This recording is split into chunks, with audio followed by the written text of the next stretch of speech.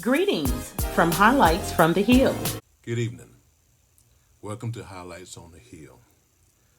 Our lesson for this Sunday is January 18, 2026. The title says, A Time to Be Bold, A Time to Be Humble.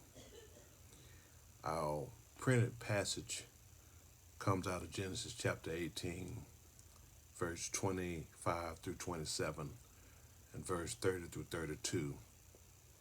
Also comes out of Luke chapter 18, verse 9 through 14, and 1 John chapter 5, 14 and 15. A key verse out of the NIV says, I tell you that this man, rather than the other, went home justified before God. For all those who exalt themselves will be humbled, and those who humble themselves will be exalted. Our lesson aims today, as a result of experiencing this lesson, excuse me, you should be able to do the following. Contrast boldness in prayer, an example of Genesis chapter 18 or 1 John, with humility in prayer, an example of the tax collector in Luke. Secondly, pray with confidence that God hears your prayers. And lastly, boldly share the gospel while staying humble in your community. Our lesson has two outlines. The first one says confident boldness in prayer. The second, confident humility in prayer. We have various key terms of be merciful, confidence, and hear, and in others that can help us to understand that we ought to be humble, we ought to pray, and we ought to speak. Our lesson today talks about prayer, and it talks about pride. But what is prayer? Prayer is a sincere desire of the heart.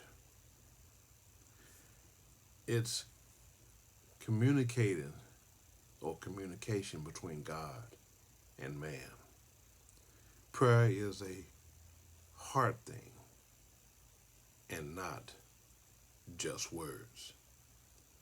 The person who prays to God must know and feel what they're talking about to God.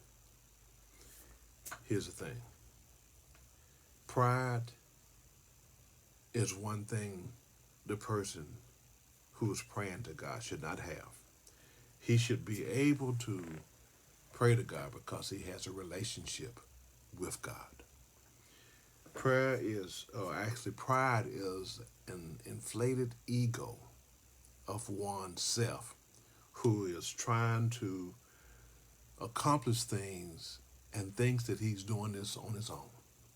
Pride is a situation where that person depends on himself instead of God. So the key thing is to remove pride, because Proverbs 16 and 18 tells us that pride goeth before destruction, a haughty spirit before a fall. So Abraham was one who prayed because of Sodom and Gomorrah's grievous sin.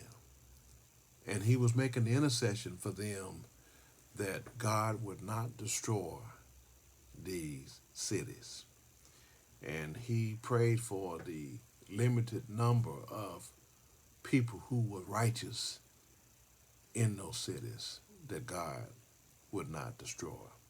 Well, we also see where the Pharisee had prayed, and he had pride in his heart, and he thought he was somebody, And that's the thing, when he thought he was something that he wasn't. But here's the tax collector who knew that he was unworthy and he had been sinful. He had been charging exorbitant fees to the public, and he knew that he needed to talk to God. And he beat upon his heart to say, I'm unworthy, but I need your help, God. And I just paraphrase it just to show that he prayed to God using his heart. That's a key. So our lesson today tells us that we must have a prayer life with God, but we must have a relationship with God. Simply because if we have a relationship with any person, and especially God, you can have confidence and knowing that he will fix it for you. So the key to it all today is to know that God has compassion upon those who look to him. And God resisted the pride, the people who are prideful, the proud people, but he exalts those who are humble. Remember that. Humble is the way. So the key to it all now is to know that a relationship with God can provide a beautiful, bountiful blessing with you in your walk with God. So our lesson today talks about the Pharisee and the tax collector, in knowing that if we have a genuine relationship with God, we're able to talk to God with boldness. We're able to be humble, to know that we are a person of unworthiness, but we would know that we have a God who would take care of our needs. Here it is. Prayer is essential in our walk of life, in our communication to God.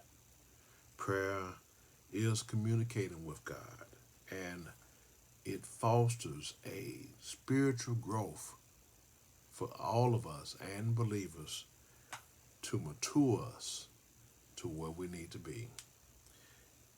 The lesson today provides a pattern for us to follow, that we are able to identify words that comes from the heart to talk to our God.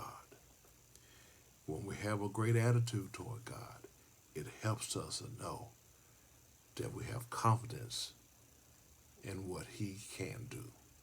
And you can go to him in prayer and know for yourself what he would do.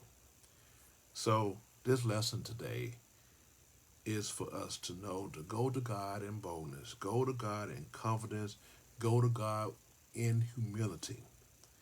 And it will challenge us to have attitudes where we're not prideful, we're not built up with pride, that we know we can't do anything on our own.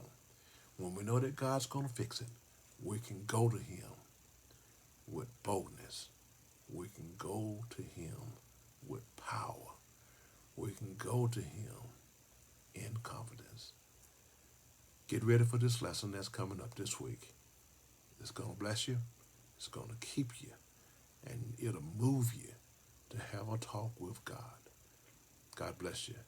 It's my prayer.